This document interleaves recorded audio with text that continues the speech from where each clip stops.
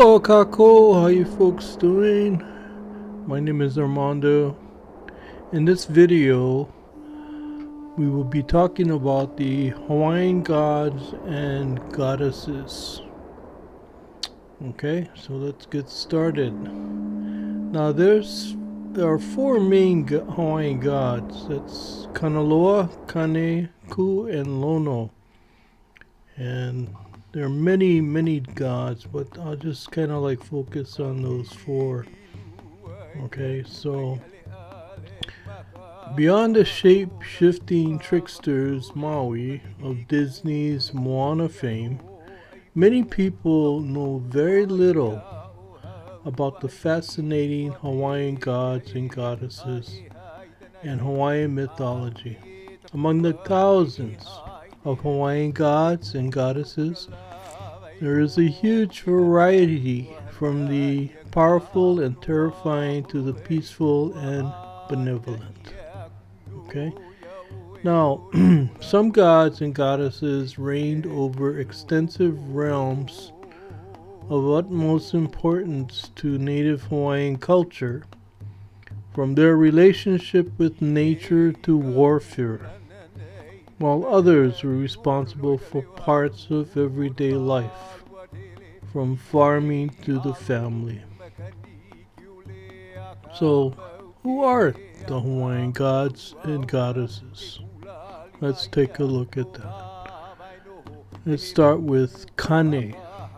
Kāne is the creator god. Okay? Kāne is a chief among the gods and is worshipped as the creator and the god of sky and of light.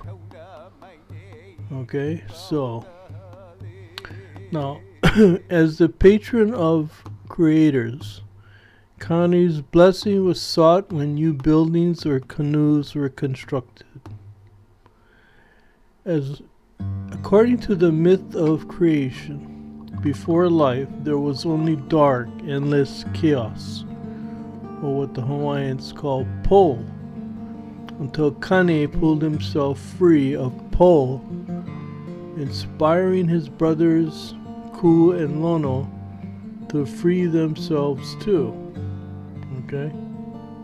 Now, Kāne then created light to push back the darkness. Lono brought sound and Ku brought substance to the universe. Between them, they went on to create the lesser gods, then the Menehune, the lesser spirits who operated as their servants and messenger. The three brothers next created the earth to be their home. Finally, red clay was gathered from the four corners of the earth, from which they created man in their own likeness.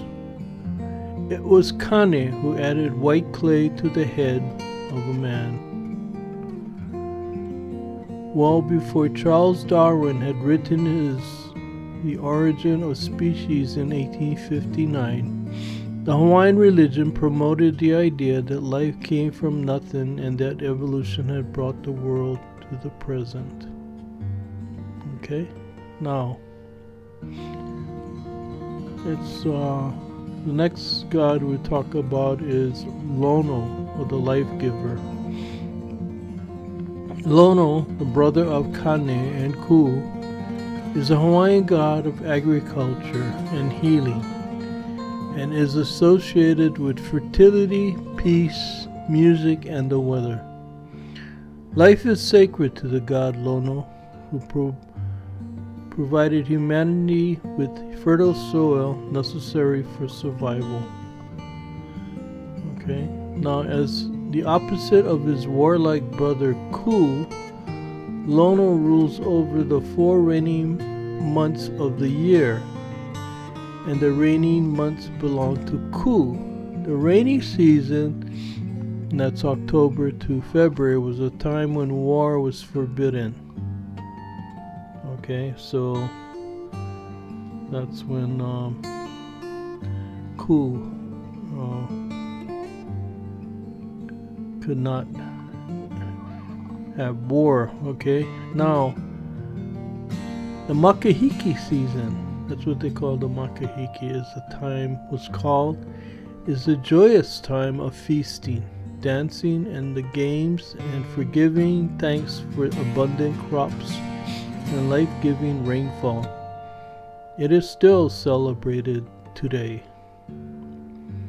When British explorer Captain James Cook arrived on Hawaii shores during the Makahiki festival, he was mistaken for Lono himself and was honored accordingly, until it was discovered that he was actually immortal and a battle broke out during which Cook was killed. Okay? Now, the next god we'll talk about is Ku, the war god. Ku, which means stability or standing tall, was the Hawaiian god of war, in a similar way to which Ares was the Greek god of war. Now, as war was an important part of the tribal life, Ku was held in high esteem within the pantheon of gods. He also had the ability to heal wounds with just a look. He was particularly revered by King Kamohoali'i I, who always took a wooden idol representing Ku with him into battle. And there's a lot of Kane's paintings of Kamehameha always shows Ku, the wooden idol Ku, in the battle. Take a good look at that, you'll notice that. Okay? Now, Ku is also responsible for fishermen, canoe makers, the forests, and male fertility as a husband of Hina, the creator, and is known as the eater of islands because, after all, conquering is his greatest love. Unlike many of the other Hawaiian gods, Ku was honored through human sacrifices. He carried a flaming mace which contained rather fear-inducingly the souls of those he had slain. Due to his affinity for bloodshed and death, Ku is seen as the opposite of his brother Lono. And Ku reigned for the remaining 8 months of the year when his brother's domain of agriculture faded. It was a time when rulers would fight each other for land and status. So that's Ku. Okay, the next god we will talk about is Kanaloa, the master of oceans and darkness. Okay. Created by Kāne, Kanaloa, also known as Tangaroa, was designed to be Kane's opposite. While Kāne rules over light and creation, Kanaloa guards the ocean and personifies the darkness of its depths. Now, as the ruler of the oceans and winds, and the darkness awaiting drowned sailors, Kanaloa was given offerings by sailors before they set sail. If the gifts pleased him, he would grant the sailors a smooth passage and a helpful breeze. Although opposites, Kanaloa and Kāne worked together to protect intrepid sailors, with Kanaloa controlling the waves and wind, and Kāne ensuring the strength of their canoes. He is the last of the 4 major Hawaiian gods, but became less important when the Hawaiian trinity of deities, Kāne, Lono, and Ku, was formed. This reduction from 4 to 3 was perhaps inspired by Christianity and the Holy Trinity. Okay, so now, Christianity came to Hawaii in 1820 with the arrival of Protestant missionaries from New England. Queen Ka'aumanu had publicly overthrown kapu, the traditional taboos that had governed all elements of native Hawaiian life, in 1819, and welcomed these Christian missionaries. Okay. After being converted, Queen Kahomaanu banned all other religious practices and promoted conversion to Christianity. Even before the Hawaiian Trinity was established, Kanaloa rarely had his own temple or heiau, but Kanaloa did receive prayers and his role changed from island to island. Some Polynesians even worshipped Kanaloa as a creator god. Okay, so now we're going to talk, I'm going to add one more in here to the four main ones, and then it's Kamohoali'i, which is the shark god. Kamohoali'i is one of many Hawaiian gods who appears in the form of an animal. His favorite form was that of a shark, but he could transform into any type of fish. He sometimes chose to appear in human form as a high chief when he wanted to walk on land. It is said that Kamohoali'i lives in underwater caves in the seas around Maui and Kāne in his shark form. Kamohoali'i would swim between these islands in search of sailors who were lost at sea. Unlike the shark he appeared to be, Kamohoali'i would shake his tail in front of the fleet, and if he fed him ava, or a narcotic drink, he would guide the sailors home. Okay? Some legends have said that Kamohoali'i led the original settlers of Hawaii to the island. Although he had several siblings, the relationship between Kamohoali'i and his sister Pele, the volcano goddess, is the most interesting. It is said that only Pele dared to surf the oceans with Kamohoali'i, a scene that inspires Hawaiian art. It is sometimes said that it was Kamohoali'i who guided Pele away from Tahiti when she was banished. Okay? Now, although he had several siblings, the relationship between, but despite her bravery, Pele was not completely immune to her brother's terrifying nature. Her volcano home, the crater of Kilauea, lies next to a large cliff that is sacred to Kamohoali'i. It is said that the ash and smoke spewed from the crater by Pele never reached this cliff because Pele secretly fears her brother. Interesting, yeah? Gods of, okay, so these are the gods, I'm going to show you all of them now, of the Hawaiian mythology. As you can see, Wakea and several others, Paka'a, Kamapua, and so forth. Okay, now, so those are the gods of Hawaiian mythology. And the last one would be Maui, the trickster demigod. Now we're going to get into talking about the goddesses of Hawaiian mythology. Goddesses, okay? First one we'll talk about is Hina, the ancestral moon goddess. Now, she's my favorite, and the reason I say that is because I'm a moon child. I was born in July, and it just so happens, coincidentally, I was born in Hina Street, and so she's the moon goddess. And so to me, she's someone special. Hina, the goddess most widely recognized across Polynesia, features in several mythologies across her region. She was given many identities and powers, and it can be difficult to identify a single Hina in Hawaiian mythology. But she is most commonly associated with the moon, just like me, moon child, and is recognized as the opposite of her husband and brother, Ku. So that was her husband. Ku was her husband and brother. Okay? Now, the name Hina is sometimes associated with a downward momentum or fall, the opposite of her husband's name, which meant rising or standing tall. Hina has been associated with the moon and her husband with the rising sun. Okay? Other Polynesian translations suggest that Hina means silver gray, and in the Hawaiian language, Mahina means moon.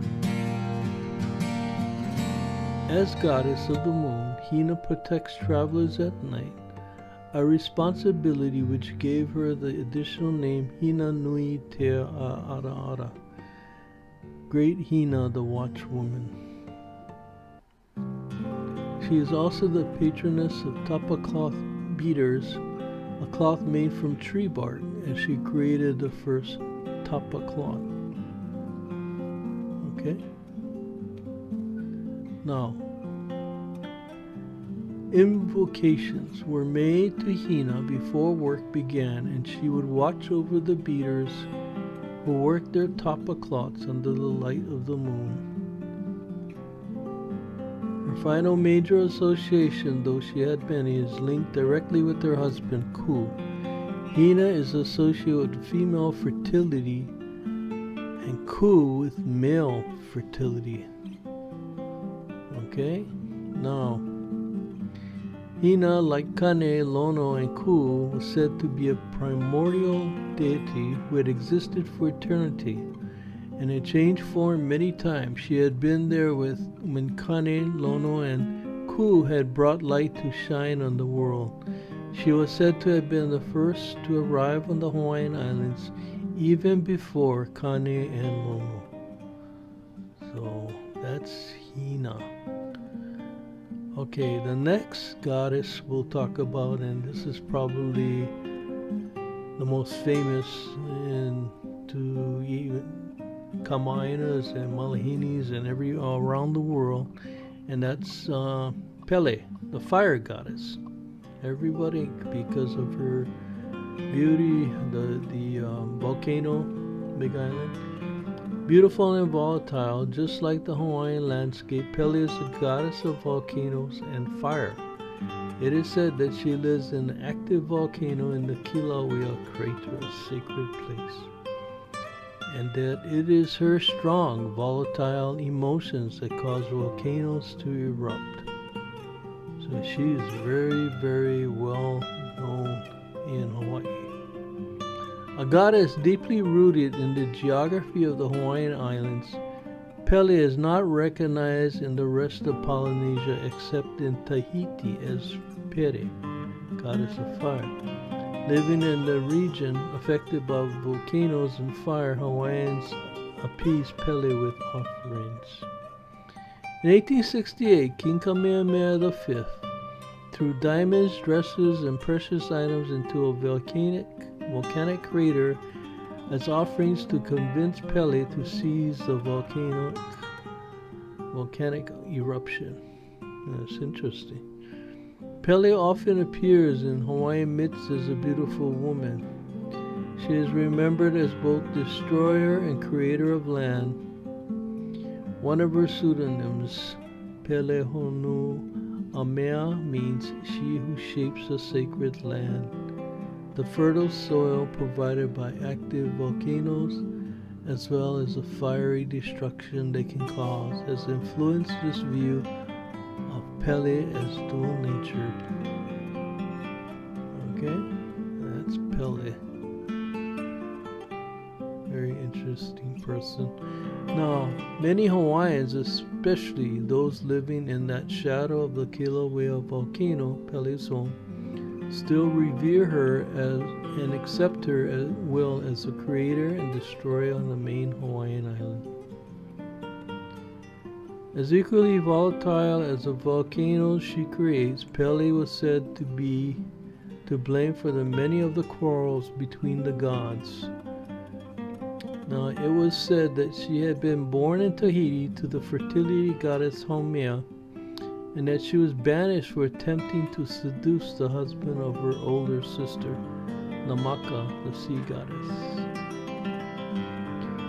The argument ended when Namaka put out Pele's fires by calling forth huge waves, just one example of the changeable temperaments of the goddesses being used to explain the clashing of natural elements in Hawaii. Pele fled, and like generations of wayfinders, came to Hawaii from across the sea in a great canoe. Every island in Polynesia with a volcano is believed to have been a stopping point of Pele's journey, as the fires she built turned into volcano craters. Okay, so she's very, very well known. Now, another famous goddess, and that's Laka, a goddess honored with hula. Laka, a goddess of dance, beauty, love, and fertility, is associated with all things of light. She is also the goddess of the forest and would enrich the plants with her light.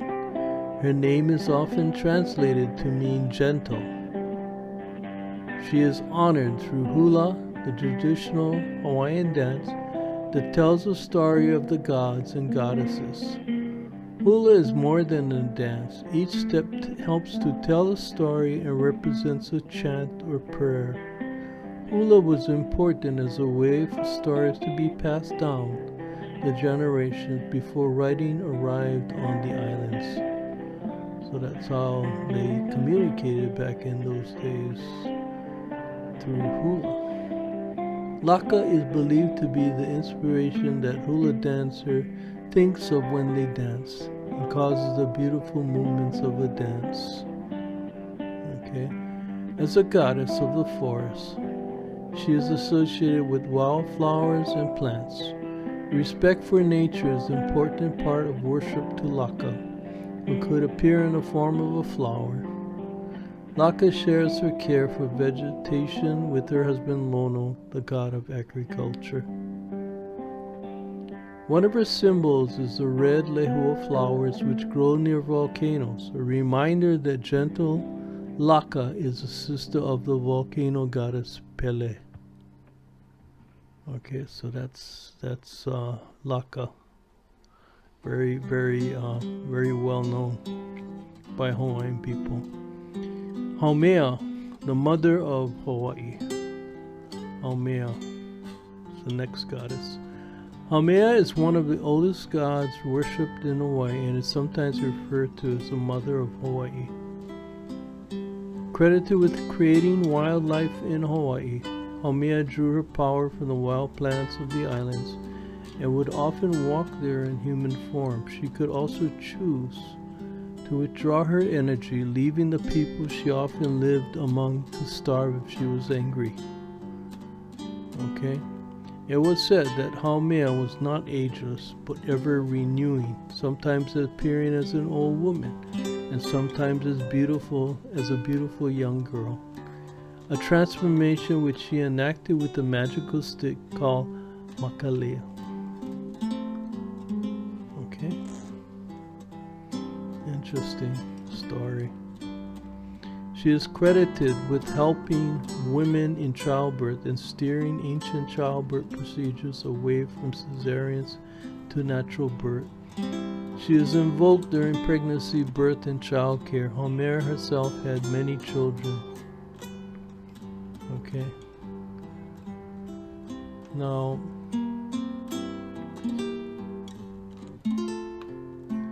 some legends include Haumea in a Hawaiian goddess trinity, which also included the creator Hina and the fiery Pele.